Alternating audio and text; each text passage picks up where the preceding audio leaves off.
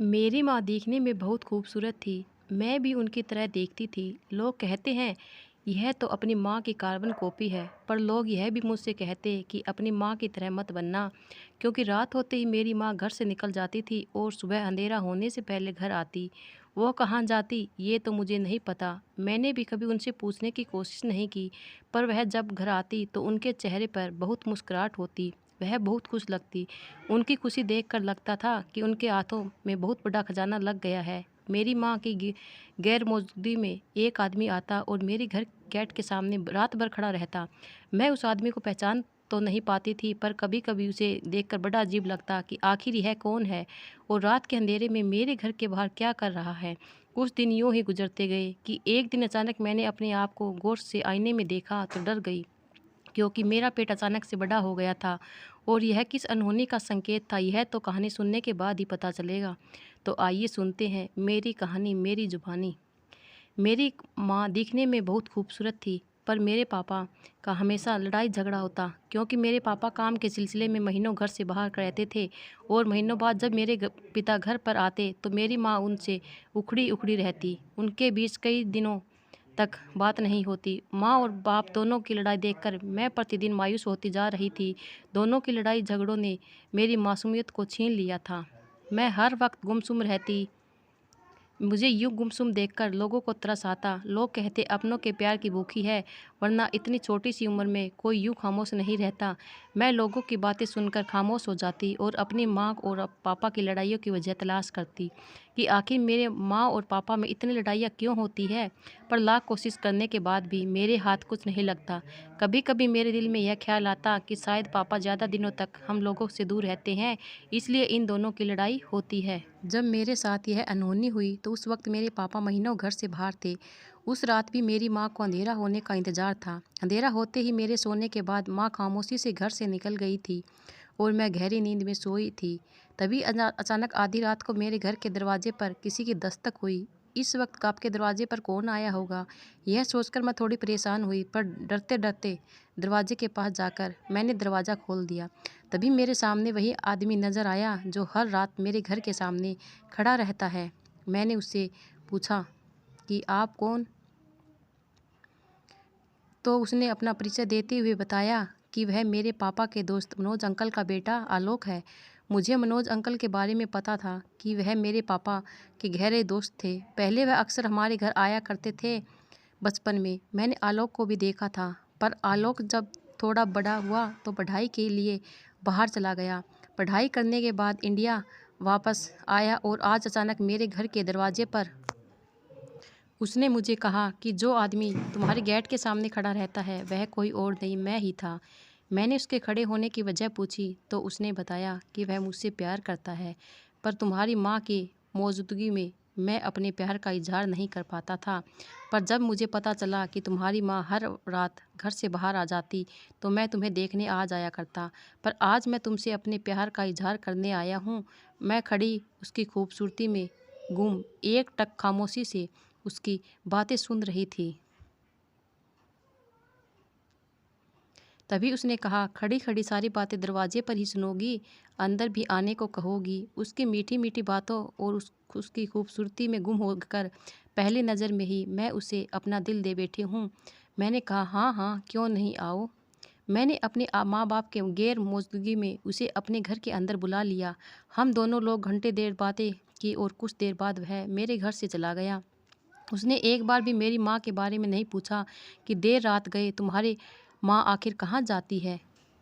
मैं तो चाहती ही थी कि वह इस तरह की बातें मुझसे ना पूछे, क्योंकि मैं भी उसे यह सब बताना नहीं चाहती थी। धीरे धीरे यह सिलसिला अब हर रोज़ का हो गया। आलोक हर रात मेरे घर आता और हम दोनों सारी बातें करते। अगर वह किसी दिन नहीं आता तो मैं बेचैन हो जाती। उसकी मौजूदगी में अब मुझे अच्छी लगने लगी। यह सब मेरे अकेलेपन का नतीजा था, क्योंकि बचपन से मुझे माँ और बाप दोनों का प्यार नहीं मिला था। वह लोग तो अपने ही जीवन से परेशान रहते थे।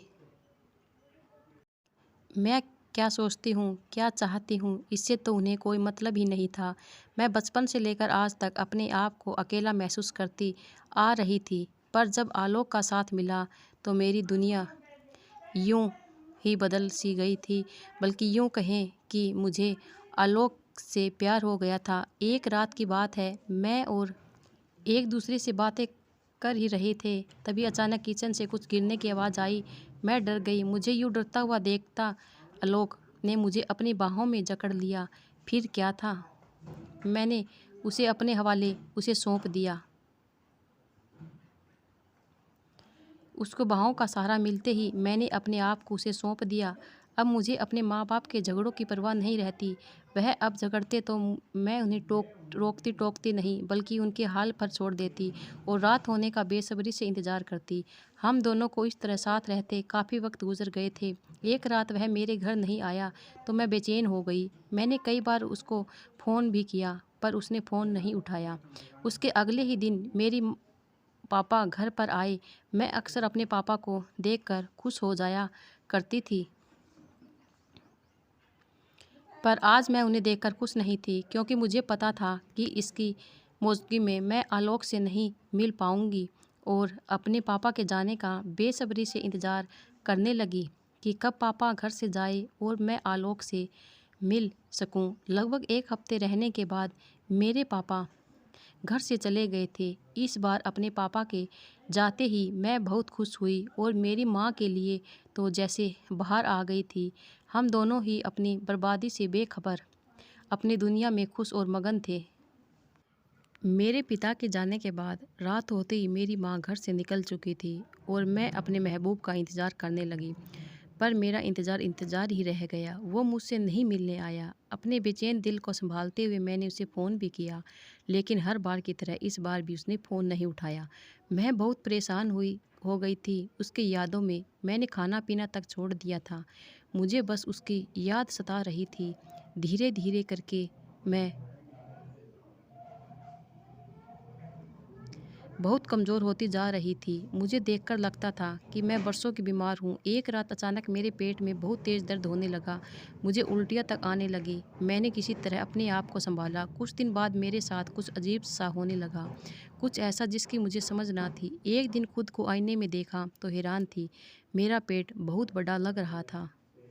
मुझे लगा कि शायद मेरे पेट में कोई बीमारी हो गई है, लेकिन दिन प्रतिदिन मेरा पेट बढ़ने लगा। मुझे समझ में नहीं आ रहा था कि मेरे साथ वह सब क्या हो रहा है। मेरी माँ जो अब तक अपनी ज़िंदगी में और मगन थी, एक दिन अचानक उनका ध्यान मेरी तरफ गया। मुझे देखते ही वह तुरंत मेरे पास आई और मुझसे ऊपर से नीचे तक देखते हुए पूछे, यह क्या है, तुम्हारे पेट में दिन प्रतिदिन बढ़ता क्यों जा रहा है? माँ की बात मैं डर गई। मैंने कहा, पता नहीं। माँ ने गुस्से में कहा, बताओ यह सब कैसे हुआ और कौन है वह शख्स जिसके साथ तुम्हारा सिलसिला शुरू है? उस दिन पहली बार मेरी माँ ने मुझसे सख्ती से पूछा। उनका गुस्सा देखकर मैं घबरा गई और उन्हें सब कुछ बता दिया कि मैं मनोज अंकल के बेटे आलोक से प्यार करती हूँ। वह भी मुझसे बहुत प्यार करता है, मुझसे अपनाना चाहता है। मेरी बात सुनकर मेरी माँ बहुत देर तक खामोश रही, फिर अपना सर थाम कर रोने लगी। रोते हुए उन्होंने कहा, जिसे तुम मोहब्बत का नाम दे रही हो, दरअसल वह मोहब्बत नहीं, धोखा है। उसे लड़के ने तुम्हारा इस्तेमाल कर कहीं चला गया और तुम इसे मोहब्बत का नाम दे रही हो। मुझे अपनी माँ के मुंह से यह सब सुनकर समझ में नहीं आ रहा था कि आखिर मेरी माँ ऐसा क्यों बोल रही है। वह मेरे प्यार को झूठा क्यों बोल रही है। पर मैं इस बात से पूरी तरह बेखबर थी कि जो इंसान मुझे ज़िंदगी भर साथ निभाने की कस्में वादे कर रहा था, दरअसल उसकी मोहब्बत सिर्फ ढोंग थी, एक धोखा था, फरेब था या फिर बदला था। मेरी माँ जो हर रात घर से बाहर रहती, वह मेरे पापा के दोस्त विनोद अंकल से मिलने जाती थी। मेरी माँ और मनोज अंकल का पिछले 2 सालों से अफेयर चल रहा था। मेरी माँ की वजह से एक सीधी-सादी औरत का घर तबाह हो चुका था, यानी कि आलोक की माँ। मेरे पिता को जब मेरी माँ के बारे में पता चला, तो वह पूरी तरह टूट चुके थे। यह सब जानकर उन्हें बहुत धक्का लगा। इतनी बड़ी हकीकत जानने के बाद भी वह मेरी माँ को सिर्फ मेरी वजह से बर्दाश्त कर रहे थे, इसलिए वह जानबूझकर काम का बहाना बनाकर घर से दूर रहा करते थे। जब मनोज अंकल और मेरी माँ की नज़दीकियों की खबर उनके बेटे को पता चली, तो वह यह सब जानकर गुस्से से तिलमिला उठा था। उसका बस चलता तो वह मेरी माँ को मार डालता, पर उसने मेरी माँ से बदला लेने के लिए मेरा इस्तेमाल किया। मैं जो आलोक की माँ की तरह ही बेकसूर थी, उसने मुझे मोहरा बनाकर इन सब में मेरा इस्तेमाल किया था। वह इतने दिनों तक मेरे साथ खेलने के बाद मेरी ज़िंदगी से ऐसे निकल गया कि दोबारा मुझे उसकी शक्ल तक नज़र नहीं आई। मेरी माँ ने जब मुझे यह सारा हकीकत बताया, जब जानने के बाद मेरे सर पर आसमान गिर पड़ा। मुझे यकीन भी नहीं हो रहा था कि मेरी माँ ऐसा कर सकती है और कोई मुझसे बदला लेने की खातिर मेरी ज़िंदगी और मेरे जज्बात से खेल गया। मेरे प्यार का वो बुरी तरह मजाक बन गया। आज से पहले मेरी माँ जो अपनी दुनिया में घूमती थी, उन्हें अपनी खुशी के अलावा कुछ नज़र नहीं आता था, पर आज वह यह सब जानकर खूब रो रही थी। जब मैं और आपके इस तरह का गलत रास्ता अपना लेते हैं, तो फिर उनकी गलती की सज़ा उनकी औलाद को तो मिलना ही मिलना है। मेरी माँ की गलती की सज़ा आज मुझे मिल रही चुकी थी। मेरी माँ ने जिस मर्द के साथ रिश्ता निभाया था, उसी शख्स का बेटा आज मेरी तन्हाई का वजह बना था, और मेरी माँ मेरी तो रोक भी नहीं पाई थी क्योंकि वह गलत थी, इसलिए उनकी बेटी के साथ ऐसा हुआ। मगर कहते हैं कि जब औलाद को तकलीफ़ होती है तो कठोर से कठोर माँ बाप का रूह भी कांप उठती है। मेरी तकलीफ़ पर मेरी माँ कांप उठी थी। मेरी माँ मेरे अंदर मुझे उस नन्ही सी जान को मारना चाहती थी, मगर किस्मत को कुछ और ही मंजूर था। इस बच्चे का दुनिया में आना तय था। यह समझाने के बाद मेरी माँ मुझे डॉक्टर के पास लेकर गई, लेकिन अब काफ़ी देर हो चुकी थी। सिवाय पछतावे के कुछ बाकी नहीं था। मेरी माँ अब टूट कर चकनाचूर हो गई थी। मेरी वजह से उन्होंने बाहर तक निकलना बंद कर दिया। धीरे धीरे वक्त आगे बढ़ने लगा। मैं सिर्फ 17 साल की उम्र में एक बेटे की माँ बन गई, जो नाजायज़ था। मुझे नाजायज़ और जायज़ में फ़र्क मालूम हुआ तो मुझे अपनी औलाद से नफ़रत होने लगी। जब वह मासूम सा बच्चा रोता यदि चिल्लाता यदि लगता, तो मुझे उसे देखकर नफ़रत होती। मेरी माँ मेरी वजह से कहीं भी सर उठाने के काबिल नहीं थी, ना ही मेरे पिता को कहीं सर छुपाने की जगह मिली।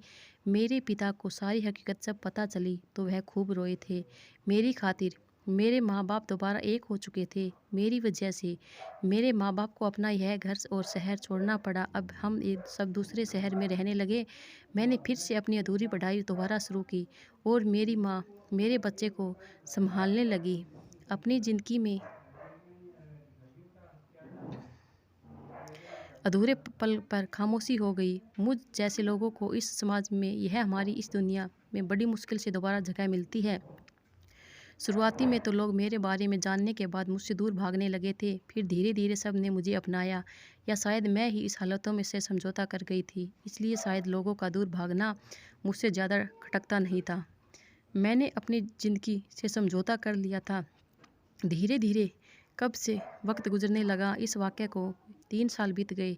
अब मैं कॉलेज में पढ़ने लगी थी। उस दिन मैं कॉलेज से देर से पहुंची थी, तभी मेरी टक्कर उस शख्स से हुई जिसने मेरी ज़िंदगी को तबाह कर दिया था। उसने पहली नज़र में ही मुझे पहचान लिया था। मैं भी उसे कैसे भूल सकती थी, जिसने मुझसे मेरी मासूमियत मेरा बचपन छीना था। उसे देखकर मेरी आंखों से चिंगारियाँ फूट पड़ी थी। उससे कुछ भी कहे बगैर वहाँ से निकल पड़ी, मगर वह मुझसे बात करना चाहता था और उसने मुझे कई आवाज़ें दी, मगर मैं उसे नज़रअंदाज करते हुए आगे बढ़ गई। फिर भी उसने मेरा पीछा नहीं छोड़ा। एक दिन तो उसने मेरा रास्ता ही रोक लिया। फिर मैंने नफ़रत भरे लहजे में उससे पूछा कि वह ऐसा क्यों कर रहा है। अब तो मेरी ज़िंदगी तबाह हो चुकी थी। अब वह मुझसे क्या चाहता है। मेरे इस बात पर वह मुझसे माफ़ी मांगता हुआ कहने लगा कि अब वो मुझे अपनाना चाहता है। मुझे धोखा देने के बाद शायद उसे एहसास हो गया था कि वह क्या कर बैठा है। उसने मेरे सामने घुटनों के बल बैठकर कहा, मुझसे बहुत बड़ी गलती हो गई है, मुझे माफ़ कर दो, और मैं उस गलती का प्रेक्टिस करता हूँ और तुमसे शादी करना चाहता हूँ। अब मुझे उसकी बातों पर कोई दिलचस्पी नहीं थी। मैं उसे नज़रअंदाज करके घर चली आई। घर आने के बाद मैंने देखा वह और उसके घर वाले मेरे घर आए हुए थे। आलोक उसके घर वाले मुझे अपनाना चाहते थे और अपने पोते को अपने पापा का नाम देना चाहते थे। यह सब सुनने के बाद मैं गुस्से में बिना कुछ बोले अपने कमरे में चली आई। फिर कुछ देर गुजरने के बाद मेरी माँ मेरे पास आई और मुझसे यह सिफारिश करने लगी कि मैं आलोक को माफ़ कर दूं, अपने लिए ना सही पर अपने बच्चे के लिए। मैं अपनी माँ की बात सुनकर ज़मीन को घूरते रह गई थी। फिर मेरे पापा भी मुझसे समझाने आए। मैंने उन्हें बहुत दुख दिया था। अब मैं उन्हें दुखी देखना नहीं चाहती थी। मुझ में उनकी बात को टालने की हिम्मत नहीं थी, इसलिए मैंने उस शख्स को दोबारा अपनी ज़िंदगी में जगह दे दी। आप वालों के साथ शादी होने के बाद मैं अपनी सुहाग की सेज पर बैठी हुई थी और मेरे पास मेरा 3 साल का बेटा था, जिसे आज मैंने पहली बार बड़े प्यार से अपनी बाहों में उठाकर सीने से लगा लिया था। मेरी ममता भरी आगोश में वह सोने ही वाला था। दरवाजे पर दस्तक हुई और उसकी आंखें खुल गई। दरवाजे पर दस्तक हुई और उसकी आंखें खुल गई। अपने बाप को देखकर वह खिलखिलाकर हंस पड़ा। तभी उसके पिता ने उसे अपने सीने से लगा लिया। कभी कभी माँ बाप को अपनी औलाद के खातिर बड़ी से बड़ी कुर्बानी देनी पड़ती है। मेरी यह कुर्बानी मेरे बेटे की ज़िंदगी में खुशियाँ लेकर आई थी। मैंने भी अपनी ज़िंदगी से उन बुरे दिनों को दूर फेंक दिया था और समाज में सर उठाकर अपनी ज़िंदगी जीने लगी थी। दोस्तों, आपको हमारी वीडियो अच्छी लगी तो कमेंट करके ज़रूर बताना और हमारे चैनल को लाइक करना, सब्सक्राइब करना। धन्यवाद दोस्तों।